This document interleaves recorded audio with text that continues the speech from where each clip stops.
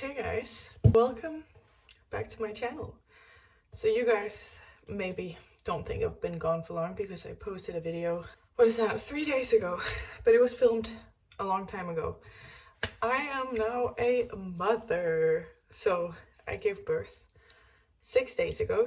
6 days ago. I am 6 days postpartum and I'm starting to feel quite a bit better.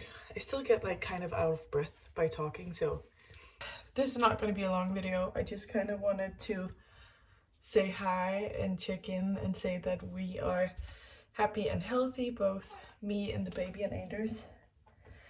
He just made me some pancakes for breakfast and he's out for his first little outing. I've been by myself with him for 30 minutes when he's gone down to do the shopping and stuff, and now I'm gonna be alone with him for an hour and a half, 2 hours, which is fine because he is such a good baby so far. Right now he has just been awake for an hour and now he's falling asleep right behind me. I thought I could do a little birth story for the people who are interested. So I went 9 days past my due date. My due date was November 2nd and I gave birth on 11/11, so angel numbers, which is pretty sick. I'm not really into everything like that, but it seems like everyone else is oh my god, his birthday is 11/11. But so I'm just gonna go with it. Anything that makes him more special than he already is, I'll jump on that train. So yeah, his birthday is 11th of November. And on the night of the 10th, so at 11 o'clock the night before, my contraction started, and I was I really didn't want to get induced. And the next day was when we had scheduled not an induction, but to talk to the hospital and kind of make a plan, because you cannot go more than 14 days past your due date. I think the rules are different everywhere, but in Denmark you can't go more than 14 days past your due date. So I was so happy that my contraction started by itself. I did get a membrane sweep on the 10th as well. I don't think it really had anything to do with it, but kind of what I've learned throughout this process with trying to go into labor is the more you do, the less it's gonna work. So many of the midwives at the hospital and also where I got my membrane sweep told me that if you walk too much, if you sit too much in the ball, if everything you do that exerts energy is gonna put you back, because the body's trying to gather as much energy as possible, because this is gonna be you're gonna go into something your body has never tried before, and that requires the most amount of energy. So all the midwives told me no, you should just sleep, lay flat, relax, eat, do stuff that makes you happy, because oxytocin is what is going to put you into labor. And the only way to get the highest amount of oxytocin in your body is to recharge all your batteries and get happy, be happy. They were one of the midwives, no, the midwife who did my membrane sweep, she was go home and watch a movie that you've watched 100 times before, because that's soothing for the soul. It makes you relax and happy. So for anyone who's about to give birth or anyone who's past their due date, stop walking, stop. You don't have to eat all the dates. Oh, that I don't know about. Maybe eat your dates, but stop, don't be active. That's gonna do the opposite of what you're trying to do right now. Go lay flat. And I guess for some people it works to go for a walk, but it's not necessarily connected. So if you've gone for a walk and then you go into labor, that's not necessarily the reason. Your body's going to go into labor when it's ready and when it has the most amount of oxytocin, and when you have recharge your batteries as much as possible. That's what I've learned, and I everything I did to try to induce labor, nothing worked until I kind of just gave up and laid in bed for 2 days. So the night of the 10th at 11 o'clock my contraction started, and they picked up really quickly. I couldn't chill in the contractions after an hour already, and pretty quickly they amped up to be 3 contractions per 10 minutes. And the rule of thumb here is that you need to have 3 contractions every 10 minutes for at least 3 hours before you can go into the hospital. And I also knew that like I really didn't want to be sent back from the hospital. Like as soon as I'm at the hospital, I don't want to go back. So I tried to wait for as long as possible. So we stayed at home. We got to the hospital at 7 in the morning, so we were up all night from like 11 until 7 because I needed Anders for every contraction. What really helped me was a heating bottle on my lower back. And then I had birthing combs. I really, really enjoyed those. I don't know what it is, like what they did, but having something to hold on and squeeze to, that is also why like I'm so sore in my neck and in my shoulders, and like I'm so tense because I hold on to those birthing combs, but I really like them. He's just passed out here behind me. We got to the hospital at 7. I was only 3 centimeters dilated, but they actually gave us a birthing suite straight away because his heart rhythm was irregular. But then I got the epidural. They broke my water, and I also got in Danish it's called a V-drop, like the drop to enhance the contractions. And then at 15:38 he came out with a suction cup, and he was perfect when he came out. Like he just cried straight away, and he is a happy and healthy boy. And I would say that like I had a great experience, to be honest. I know I kind of rushed through everything, but I also don't really want to share all the details. But I did get the epidural and I loved it. It worked wonders on me. I was quite sore afterwards in the area where I had the epidural that I wasn't really prepared for.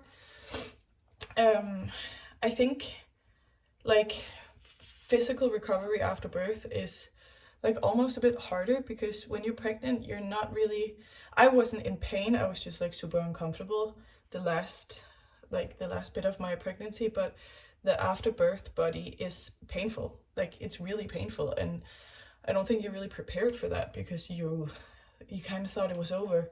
Or maybe if you have had kids before, you're prepared for it, but for me, I knew it was gonna, I knew it was gonna be rough after birth, like recovering and stuff. And I'm only 6 days postpartum, and I definitely feel a lot better. I did get a 2nd-degree tear, and that hurts like a mother trucker, but I use like ice bands and painkillers.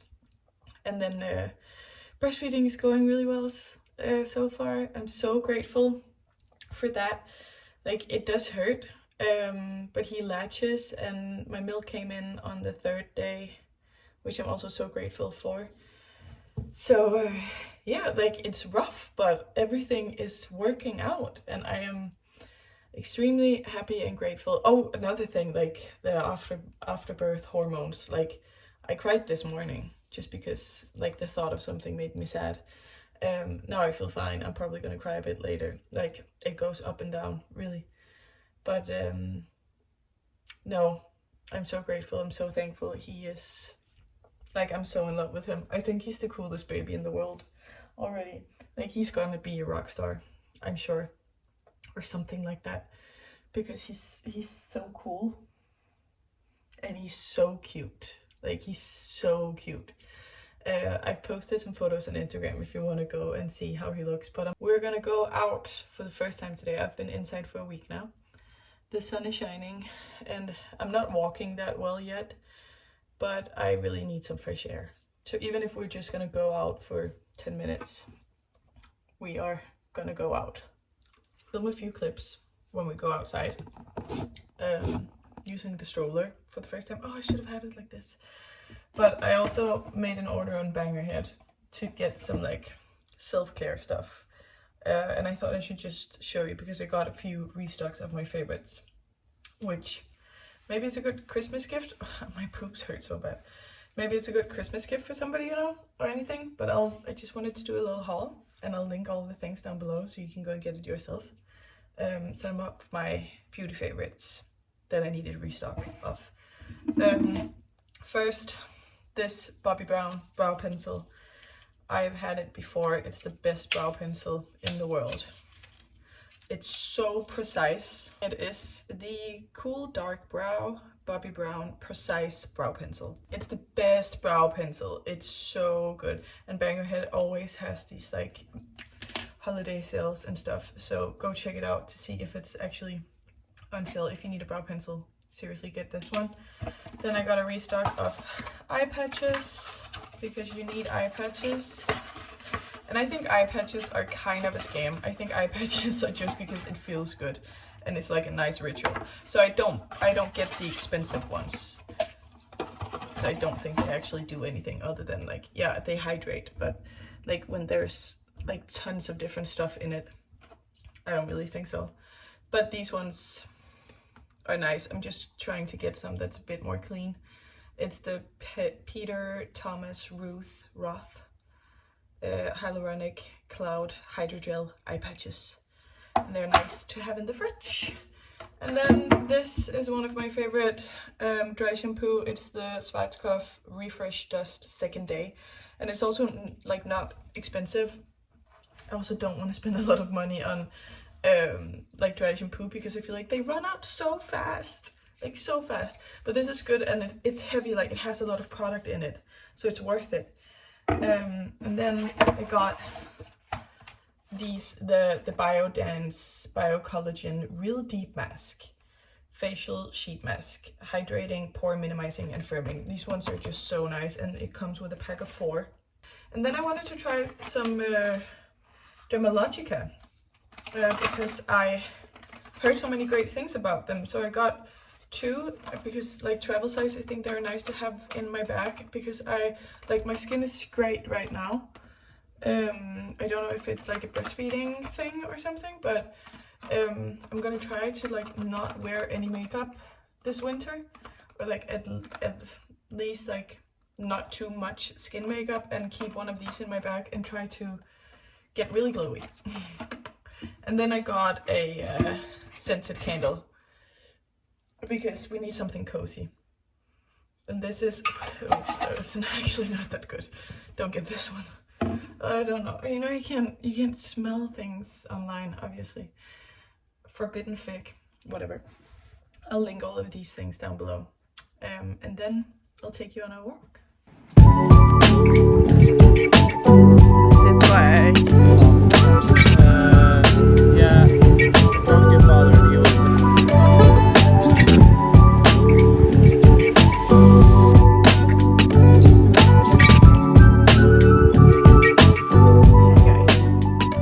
Next day, and we just went out to get some groceries.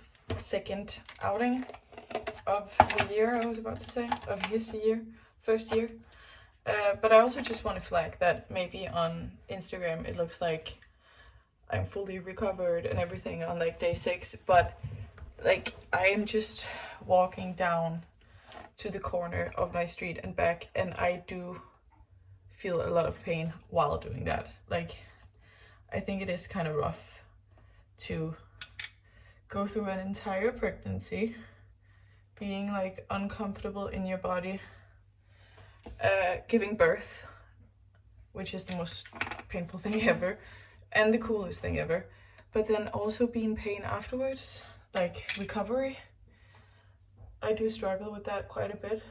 I know it's a part of it, but you kind of just, or I at least, just want to feel like light again. Like I want to feel like I own my own body and that I can do like whatever I want. Like now I've been limited for, okay, maybe this is a negative mindset, and yesterday I was more positive, but I feel like I've been quite limited for like the past 6 months. Like I can't really work out, and there is stuff that I just can't do because you're pregnant, you know, which is a blessing to be pregnant, don't get me wrong. But I really want my body to not be in pain. I want to feel like I have the body of a 27-year-old that is able to go for long walks, feel light, stuff like that.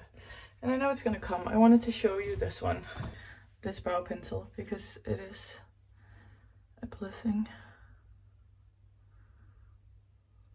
Do you see like how fine it is? I have quite light brows and I don't really like, but this is kind of how I like to do it. I know they're not the same, but seriously, get your hands in this one. And then I feel way better as soon as I have some brows on my face.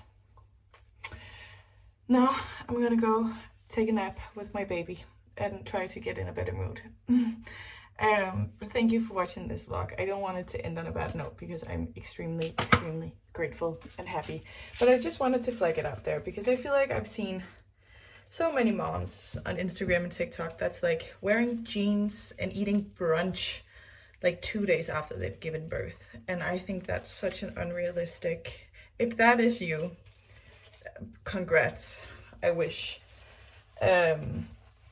But I don't think that gives a realistic view of postpartum because it's way more like, I think this is even me having the energy to put on eye patches is maybe even more energy than some other people have. So just what I'm trying to tell myself, and I guess what I want to say to other people that are postpartum, other women that are postpartum, just don't compare your recovery journey to anyone else because it's painful, it's amazing, and it is individual. That was my little preach. Love you. Thank you for watching, guys. Talk to you soon.